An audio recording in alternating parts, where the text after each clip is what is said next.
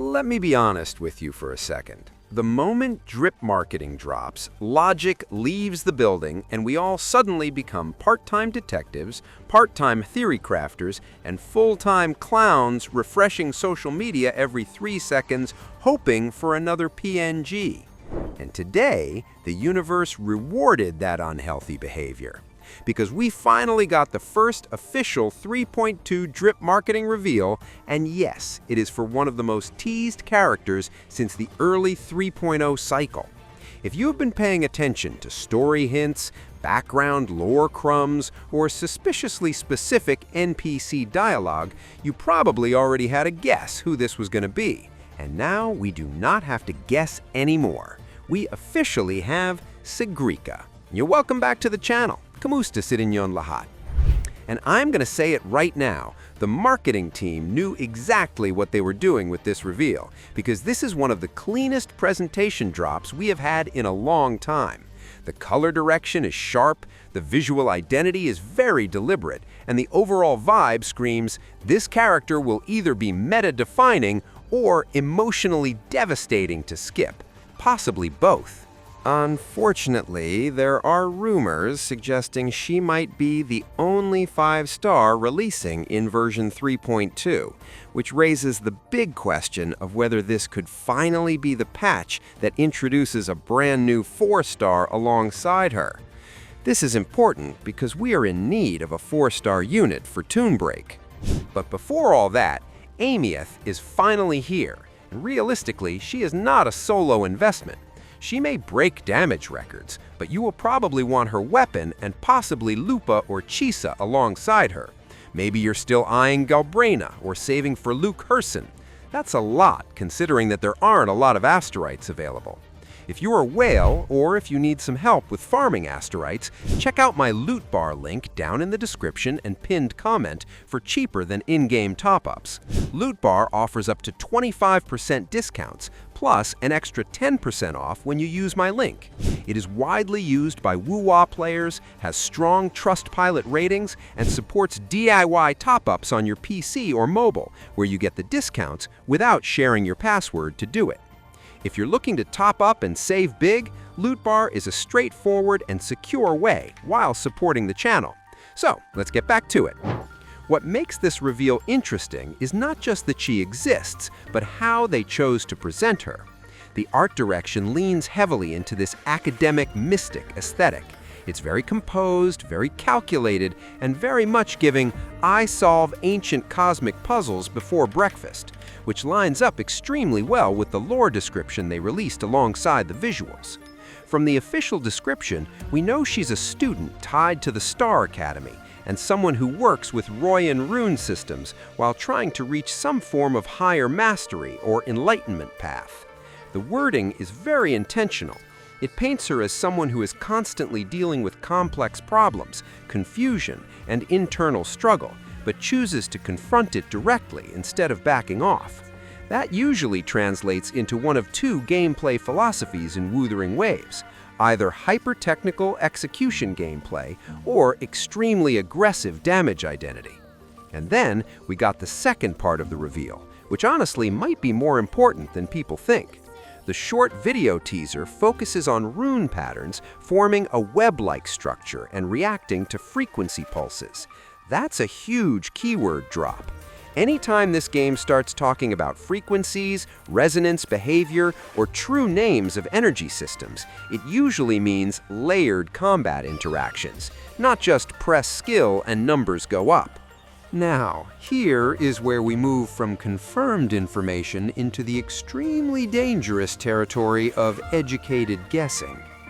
The current circulating info suggests she is likely a 5-star arrow-aligned character using gauntlets. If that ends up being accurate, that is already a very interesting combination. Arrow traditionally leans toward mobility, sustained pressure, or multi-target presence. Gauntlets tend to push characters toward close-range aggression or combo chaining identity.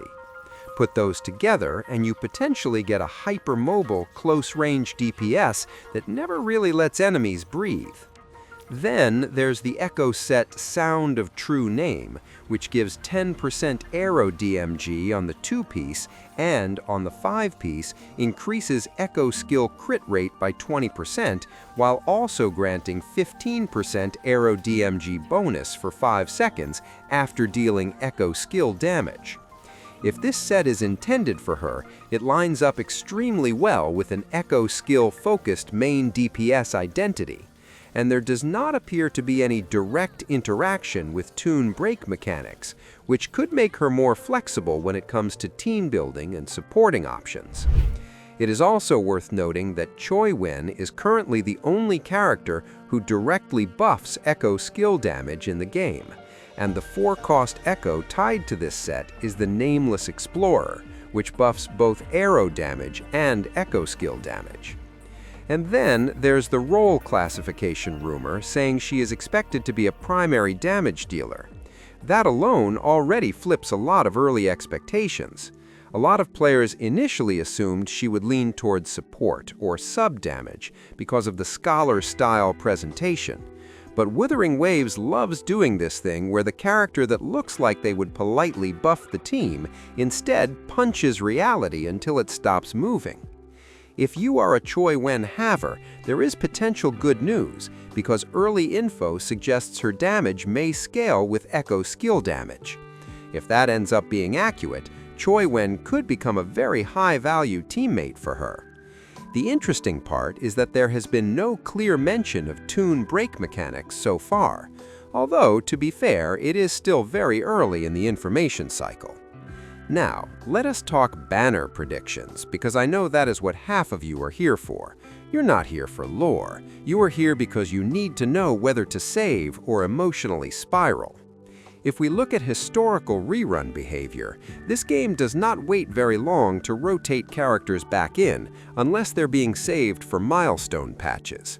We've already seen relatively fast rerun cycles for several characters across the 2.x into 3.x transition period.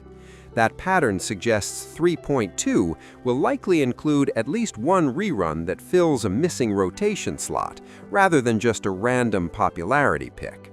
One of the strongest logical candidates is Choi Wen, who has not had a rerun window yet. From a scheduling standpoint, that would line up very cleanly, especially if 3.2 is positioned as a transition patch leading into a larger content milestone later. The reason rerun timing matters is because it tells us how aggressive Cura wants the spending pressure to be. If they stack a new meta DPS with a high-demand rerun, that is maximum wallet damage strategy. If they pair her with a niche or older unit, that usually means they're letting players recover before the next big wave. Another thing to watch is the third phase style info drop pattern. Historically, we often get element and weapon confirmations shortly after the initial character marketing wave, so realistically, we might not even have to wait that long for hard confirmation on the core combat identity.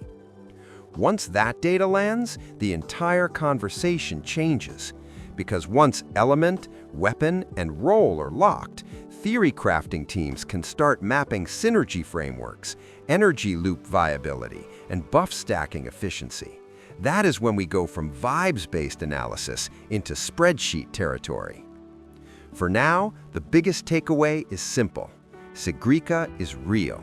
She is likely positioned as a headline character for early 3.2, and her thematic presentation strongly implies she will not be a mechanically simple unit. And honestly, that is good for the game. Characters that introduce new interaction layers tend to age better than characters that are just raw damage stat sticks, because even if they fall out of top DPS position, they often stay relevant in niche comps or future synergy releases. If you are planning polls, the safest strategy right now is patience. Wait for full kit preview, wait for frame data, wait for energy economy numbers. Hype is temporary. Regret lasts until the next anniversary selector. But emotionally, yeah, I get it. The design is strong, the theme is strong, the marketing is strong. This is exactly the kind of character that makes saving feel like a personal attack. Over the next few days, we will probably see more clarification drops, possibly weapon confirmation, possibly element confirmation, possibly second phase character reveal. And once that second character is shown, we get a much clearer picture of how Kuro is structuring the patch power curve. If the second character is support-focused, that usually means Segrika is expected to carry sales and performance expectations. If the second character is also DPS-focused, then 3.2 might be a full offensive meta shift patch. Either way, this is shaping up to be a very important update for long-term team-building planning. As always, if this video resonated with you, please leave a like and subscribe. Ring that bell for massive gacha luck and maybe a sandwich. Thank you so much for watching. Maraming salamat po, and I will see you in my next video drop. Goodbye.